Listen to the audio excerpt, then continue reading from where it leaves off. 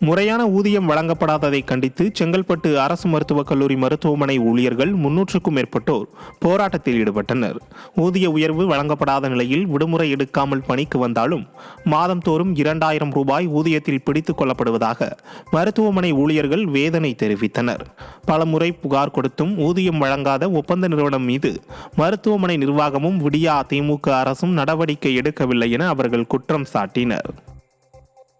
சென்னை அருகே விளைநிலத்தை விடியா திமுக அரசு கைப்பற்ற முயற்சிப்பதாக பாதிக்கப்பட்ட விவசாயி குற்றம் சாட்டியுள்ளார். பெரும்பாக்கம் பகுதியில் உள்ள 6 ஏக்கர் விளைநிலத்தில் துரைலிங்கம் என்பவர் விவசாயம் செய்து வருகிறார். இந்த நிலையில் அந்த நிலம் அரசாங்கத்திற்கு சொந்தமானது என கூறி விளைநிலத்திற்கு செல்லும் பாதையில் போலீசார் தடுப்பு வேலிகளை அமைத்தனர். 5 தலைமுறைகளாக பயன்படுத்தி வரும் விளைநிலத்தை விடியா திமுக அரசு கைப்பற்ற நினைப்பது வேதனை அளிப்பதாக விவசாயி துரைலிங்கம் தெரிவித்துள்ளார்.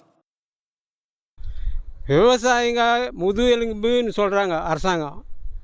எந்த முதுகெலும்பு இப்போ அரசாங்கமே எடுக்குது? இது எந்த முதுகெலும்பு? என்ன விஷயம் அது? அரசாங்கம் கொடுக்குற அரசாங்கம் சொன்ன வார்த்தையை காப்பாற்றுதா? டிஎம்கே ஆட்சியில் தான் இவங்க எல்லாமே டிஎம்கே எல்லாம் நாங்கள் டிஎம்கே காரங்க தான்.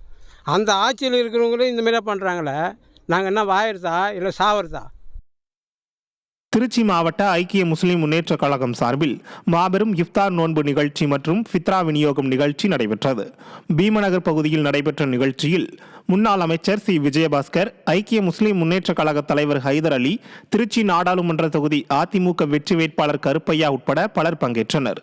பின்னர் கூட்டத்தில் பேசிய முன்னாள் அமைச்சர் சி விஜயபாஸ்கர், இஸ்லாமிய மக்களுக்கு அதிமுக என்றும் துணை நிற்கும் என உறுதியளித்தார். வேலூர் நாடாளுமன்ற தொகுதி அதிமுக வெற்றி வேட்பாளர் டாக்டர் பசுபதியை ஆதரித்து அகில இந்திய மஜ்லிஸ் கட்சியின் மாநில தலைவர் வக்கீல் அகமது தீவிர வாக்கு சேகரிப்பில் ஈடுபட்டார். வாணியம்பாடி, ஜின்னா மேம்பாலம், நூருல்லாப்பேட்டை, பஷீராபாத் பேருந்து நிலையம் உள்ளிட்ட பகுதிகளில் பிரச்சாரம் செய்த வக்கீல் அகமது, வாணியம்பாடியில் ரயில்வே மேம்பாலம் அமைத்து தரப்படும் என்ற தேர்தல் வாக்குறுதியை பொம்மை முதல்வர் ஸ்டாலின் நிறைவேற்றவில்லை என தெரிவித்தார். இந்நிகழ்வில் எம்எல்ஏ செந்தில்குமார் உள்ளிட்ட கழக நிர்வாகிகள் மற்றும் கூட்டணி கட்சியினர் பலர் கலந்து கொண்டனர்.